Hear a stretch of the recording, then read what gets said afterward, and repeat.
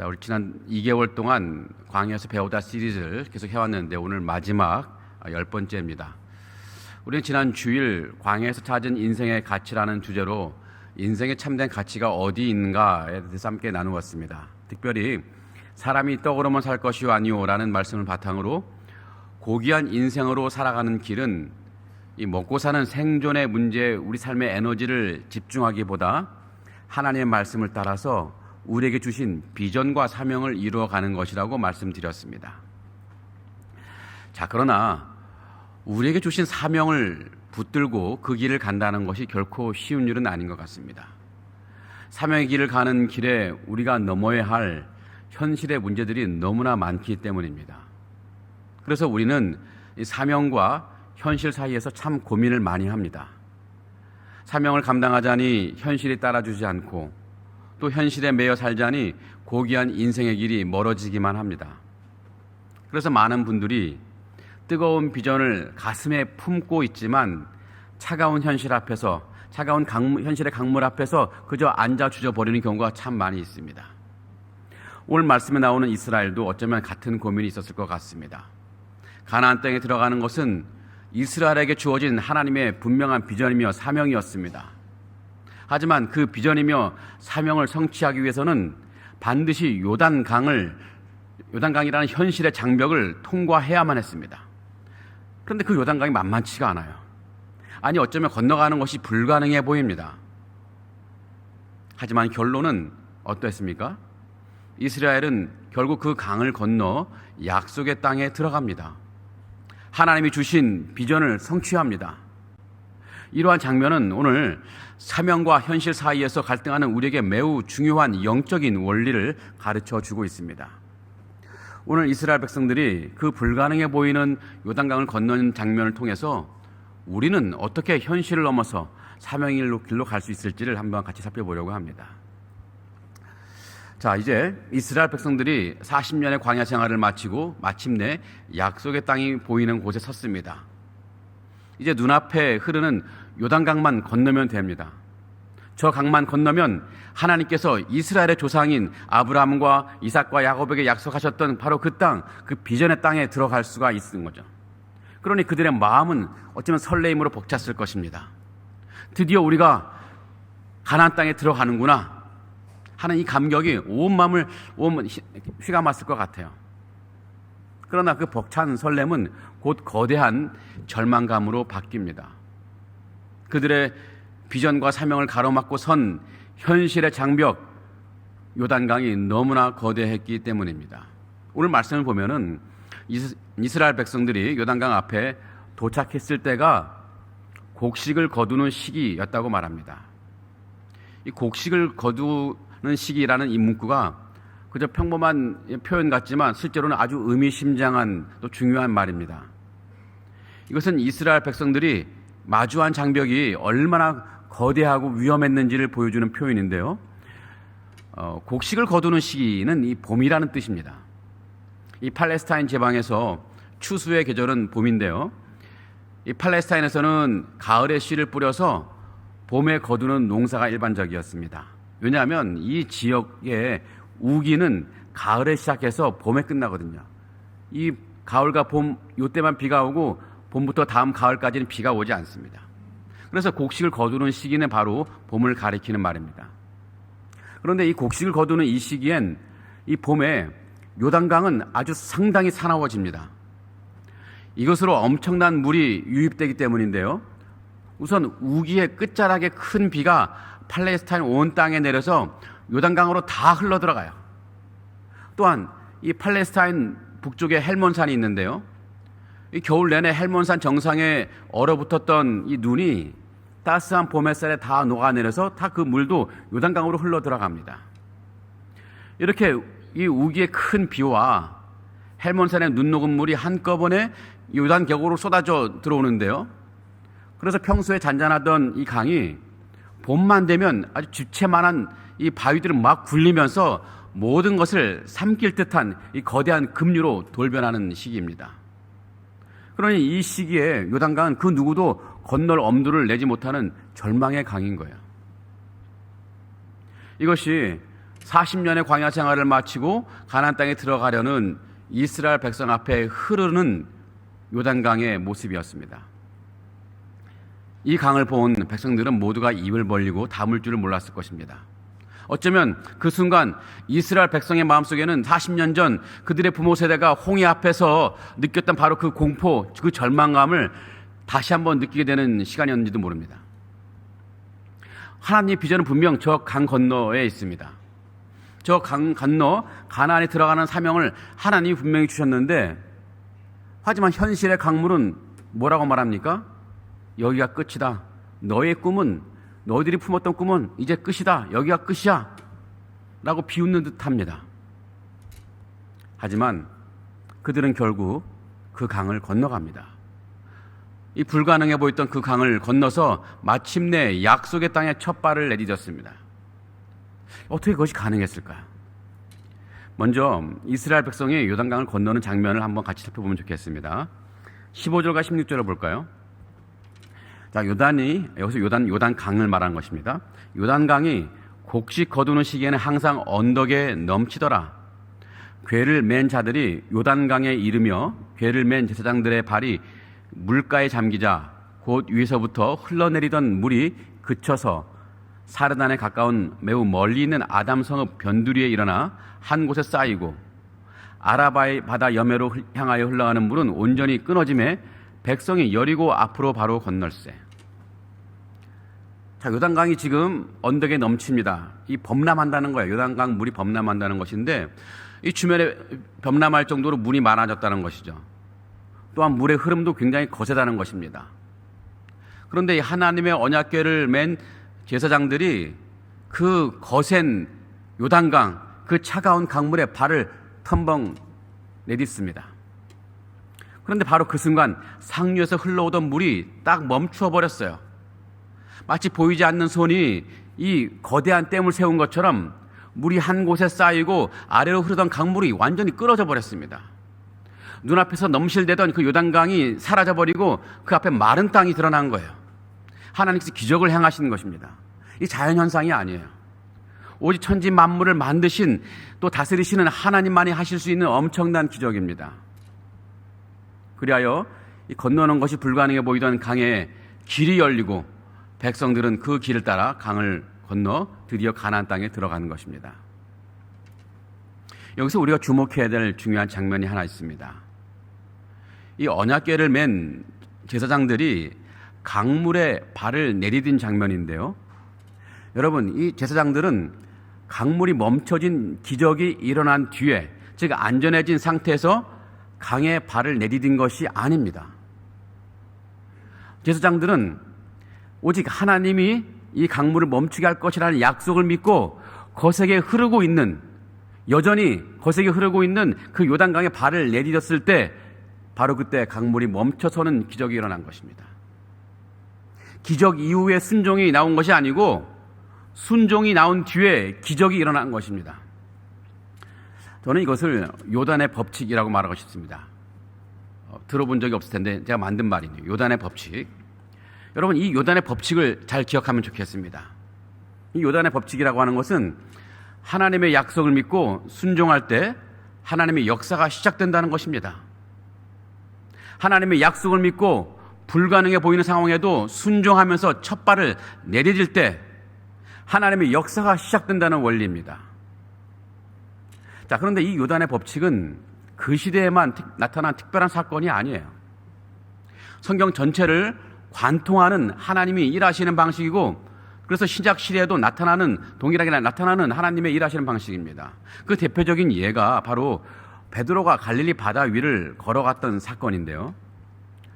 자, 어느 날 예수님의 제자들이 한밤중에 예수님 없이 배를 타고 갈릴리 바다를 건너게 되었습니다. 근데 갈릴리 바다 한가운데서 거센 풍랑을 만났어요. 제자들이 그 바다 위에서 사투를 벌이고 있었는데요. 바로 그때 예수님이 저 멀리서 무리를 걸어서 그들에게 다가오셨습니다. 제자들은 유령인 줄 알고 두려워 소리쳤지만 예수님은 제자들에게 말씀하셨습니다. 안심해라. 나다. 나 예수다. 두려워하지 말아라. 그때 베드로가 말합니다. 주님, 만일 주님이시거든 나를 명하여 물 위를 오게 하옵소서. 나로 하여금 물 위를 걷게 하여 주옵소서. 그때 예수님께서 그 말을 듣고 베드로에게 한 말씀 하십니다. 오라. 그냥 그 한마디예요.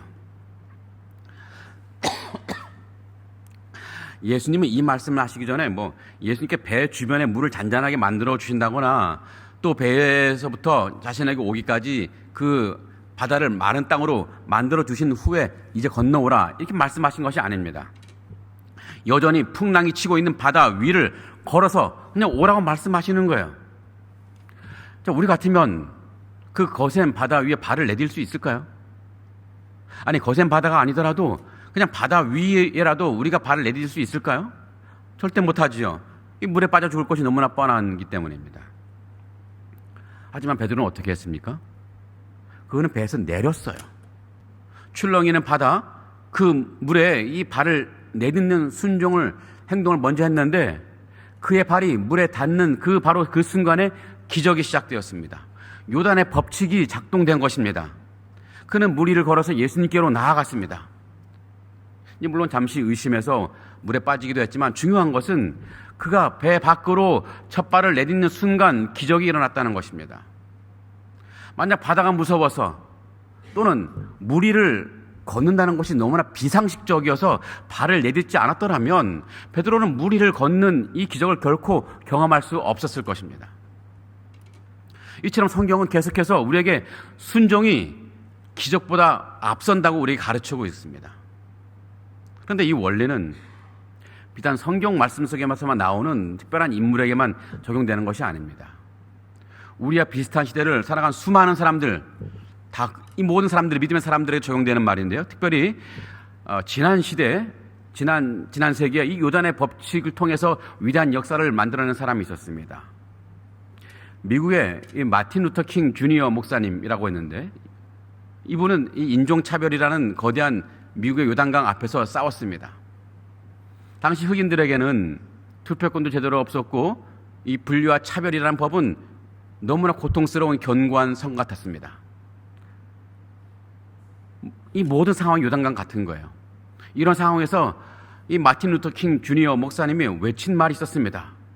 그것은 믿음이란 전체 계단이 보이지 않아도 첫 번째 계단에 발을 내딛는 것이다. 계단이 다 보이지 않습니다. 그 길이 어디로 가는지 알 수 없습니다. 하지만 하나님께서 명령하시니 첫 번째 계단에 발을 내딛는 것, 그것이 믿음이라고 말합니다. 믿음은 완전한 그림이 보이지 않아도 하나님을 믿고 한 걸음을 내딛는 것이라고 말하는 것이죠. 하나님께서 이 마틴 루터 킹 목사님에게 요단강이 멈춘 곳을 보여주면서 요단강을 건너라는 말씀을 하신 것이 아닙니다. 비록 요단강에 물이 넘실대지만 그냥 강물에 발을 담그라고 말씀하신 거죠. 그래서 이 마틴 루터 킹 주니어 목사님은 여러 가지 운동을 하는데요. 버스 타지 않기 운동하고 함께 행진하기 운동, 이런 믿음의 첫걸음을 내딛었습니다. 무모해 보였습니다. 그런 것을 어떻게 인종차별에 이 거대한 요단강을 건널 수 있을까? 한편으로는 위험해 보였습니다. 얼마나 많은 공권력이 그를 괴롭히고 그를 살해할 것인가? 많은 사람들이 고개를 저었을 것입니다. 하지만 그렇게 초라해 보이던 듯한 이 첫 발걸음을 통해서 결국 인종차별이라는 거대한 요단강은 딱 멈춰지고 말았습니다. 자, 그렇다면 하나님께서는 왜 항상 우리에게 순종을 먼저 요구하시는 걸까요? 기적을 먼저 보여주시거나 이 안전한 길을 만들어 주신 후에 우리에게 보고 순종하라고 하면 우리는 얼마나 편하고 쉽게 그 순종의 길을 갈 수 있겠습니까? 우리에게 충분한 시간을 주시고 건강 주시고 또 물질도 주시고 여유도 주시고 그 다음에 고등부교사 하라고 하면 충분히 다 하죠. 근데 시간도 안 주시는데 고등부교사 하라고 하고 또 물질의 어려움도 있는데 고등부교사 하라고 하고. 자, 하지만 거기엔 하나님의 깊은 뜻이 있어요. 하나님이 이 과정을 통해서 우리의 시선을 문제에서 하나님께로 옮기기를 원하시는 것입니다. 자, 넘실대는 강물을 보면요, 두려움밖에 없지만 그 강을 다스리시는 하나님을 바라보며 발을 디딜 때 우리는 비로소 문제보다 크신 하나님을 경험하게 된다는 것입니다. 이렇게 문제보다 크신 하나님을 경험하기만 하면 우리는 그전과는 전혀 다른 사람이 되는 거예요. 그전에는 문제를 보고 걱정하고 두려워했던 그런 사람이었다면 이후에는 더 큰 문제를 만나더라도 더 이상 두려워하지 않습니다. 주님이 무슨 사명을 주시더라도 말씀을 하시든지 순종하는 사람이 되어버렸어요. 왜냐하면 이 어떤 문제를 만나더라도 우리의 시선이 더 이상 문제를 향하는 것이 아니라 하나님께로 향하는 사람이 되었기 때문입니다. 힘겨워 보이는 문제, 절망의 이유도 아니고 사명 포기의 이유도 아닙니다. 그저 넘어가는 작은 언덕에 불과할 뿐입니다. 잠시 숨이 찰 수 있습니다. 넘어져서 잠시 무릎이 깨지기도 할 것입니다. 하지만 충분히 넘어갈 수 있습니다. 왜냐하면 우리 혼자 그 언덕을 넘어가는 것이 아니거든요. 우리 힘으로 넘어가는 것이 아니거든요. 하나님의 힘으로 넘어가는 것이고 때로는 하나님의 기적으로 넘어가는 것이거든요.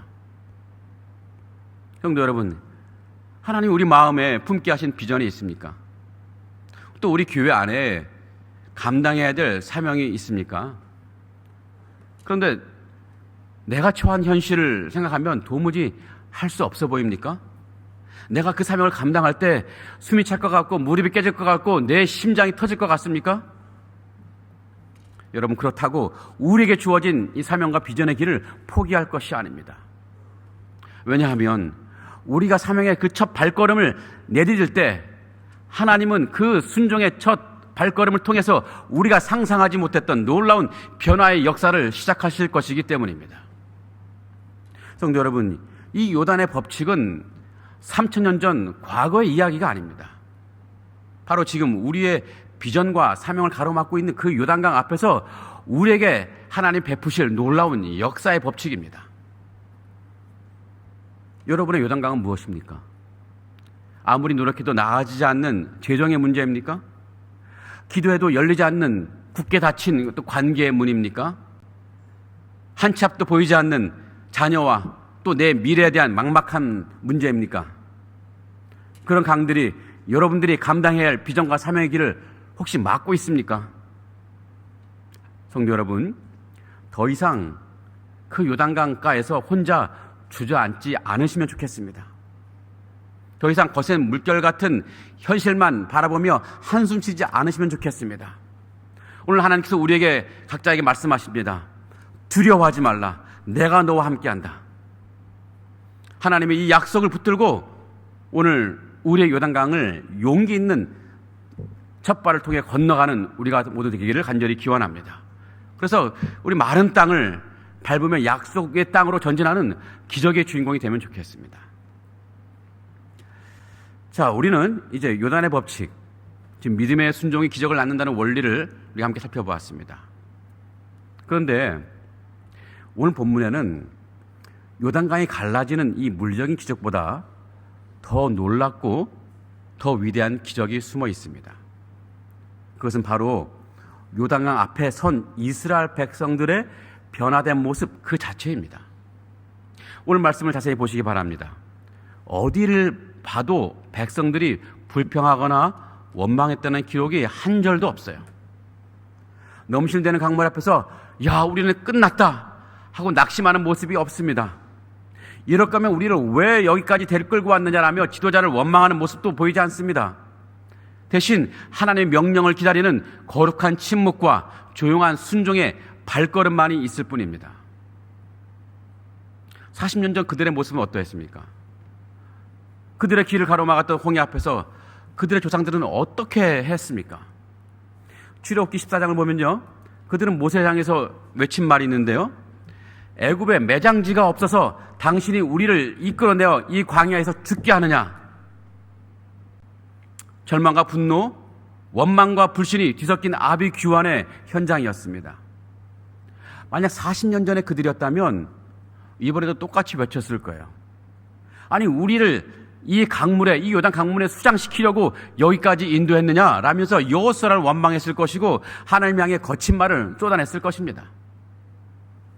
그러나 40년 후 지금 요단강 앞에 선 이스라엘 백성들은 완전히 다른 사람들이 되어버렸어요. 그들은 더 이상 눈에 보이는 상황을 보면서 요동치는 믿음 없는 사람들이 아니었습니다. 너무 실거리는 요단강보다 그 강을 다스리시는 보이지 않는 하나님을 더 크게 보는 믿음의 백성으로 바뀌어 버렸어요. 이것이야말로 정말 진짜 기적입니다. 여러분, 환경이 변하는 것보다 사람이 변하는 것이 정말 더 위대한 기적이에요. 자, 그렇다면 도대체 무엇이 불평과 원망이 체질이었던 이 백성을 하나님의 말씀을 믿고 잠잠히 행동하는 믿음의 백성으로 바꾸어 놓았을까요? 그 놀라운 변화의 비밀은 바로 광야에 있습니다. 이스라엘 백성에게 지난 40년의 광야는 하나님의 학교였습니다. 하나님께서 직접 교장이 되어주시고 선생님이 되어주신 하나님의 학교였고, 불평하던 옛 세대의 습성을 벗겨내고 새로운 믿음의 세대를 빚어내는 이 거룩한 학교였습니다. 물론 이 광야의 학교는 커리큘럼은 매우 혹독했습니다. 하지만 그 효과는 굉장히 분명했습니다. 자, 이 거룩한 학교 광야에서 세 가지를 우리 백성들은 배웠는데요. 첫 번째는 광야는 이 철저한 의존을 가르치는 학교였습니다. 자, 매일 아침 그들은 광야에서 자신의 노력으로는 단 한 톨의 양식도 구할 수 없음을 인정하고 하늘에서 내려오는 만나를 매일 기다려야 했습니다. 하루라도 만나가 내리지 않으면 굶어 죽는 이 절대적인 의존을 통해서 인생은 내 힘으로 사는 것이 아니라 하나님의 은혜로 사는 것이구나 라는 것을 광야에서 그들은 아주 뼈저리게 겪었습니다. 자, 두 번째, 광야는요, 온전한 순종을 가르치는 학교였습니다. 자, 어디로 가야 할지 모르는 이 막막한 사막에서 그들은 자신의 지식이나 지도가 아닌 구름 기둥과 이 불 기둥을 따라 걸어가야 했습니다. 그래서 기둥이 멈추면 그들도 멈춰야 했고, 또 기둥이 움직이면 한밤중이라 할지라도 일어나 행진해야 했습니다. 나의 계획과 뜻을 내려놓고 하나님의 인도하심에 온전히 순종하는 법을 그들은 광야에서 배웠습니다. 세 번째는요, 광야는 하나님의 능력을 체험하는 학교였습니다. 목이 말라서 죽을 것 같은 갈증 속에서 반석을 터뜨려서 물을 내시는 하나님을 그들은 경험했습니다. 이 아말렉과의 전투에서 모세의 손이 올라가면 승리하는 것을 보면서 전쟁의 승패가 칼과 창이 아닌 하나님께 달려 있음을 그들은 뼈저리게 경험했습니다. 불가능을 가능케 하시는 하나님의 능력을 광야에서 비로소 알게 된 것입니다. 물론 이 광야 학교의 커리큘럼은 굉장히 혹독합니다. 굉장히 혹독해. 너무 어렵죠. 자, 그렇다면 하나님께서는 왜 이토록 혹독한 광야 학교라는 방법을 사용하셔야 했을까요?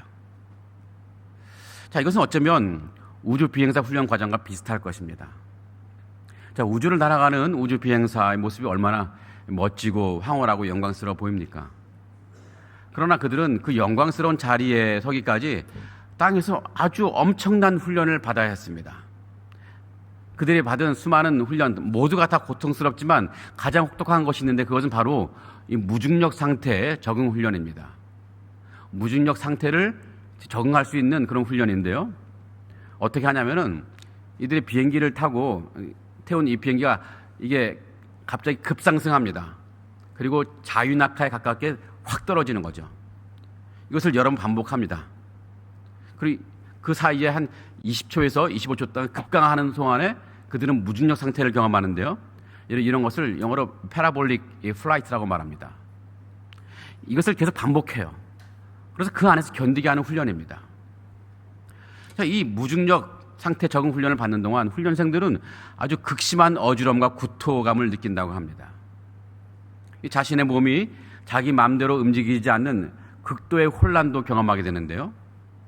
땅에서는 너무나 당연했던 걷고 먹고 자는 모든 일상이 통제불능의 상태가 되어버립니다. 자신의 힘으로는, 자신의 의지로는 아무것도 할 수 없는 완벽한 무능과 한계를 경험하는 시간이 바로 이 무중력 상태 적응 훈련의 시간입니다. 자, 우주비행사들은 왜 이런 고통스러운 훈련을 받는 것일까요? 그것은 바로 중력의 법칙을 몸에서 완전히 지워버리고 우주라는 새로운 환경, 즉 무중력의 법칙에 완벽하게 적응하기 위해서였습니다. 이 훈련을 통과하지 않고 우주에 나가버리면 이 우주인들은 아무 임무도 수행할 수 없고 뿐만 아니라 자신의 생명조차 지키기 어려울 수 있습니다. 그러니 이 훈련은 선택이 아니면 반드시 거쳐야 할 필수 과정이죠. 어쩌면 우리가 겪는 인생의 광야가 바로 이 무중력 상태 적응 훈련과 같습니다. 하나님은 우리를 약속의 땅이라는 새로운 차원의 삶으로 인도하기를 원하시는데 우리는 여전히 이 세상이라는 중력의 법칙에 너무 익숙해져 있고 거기에 매여 있습니다.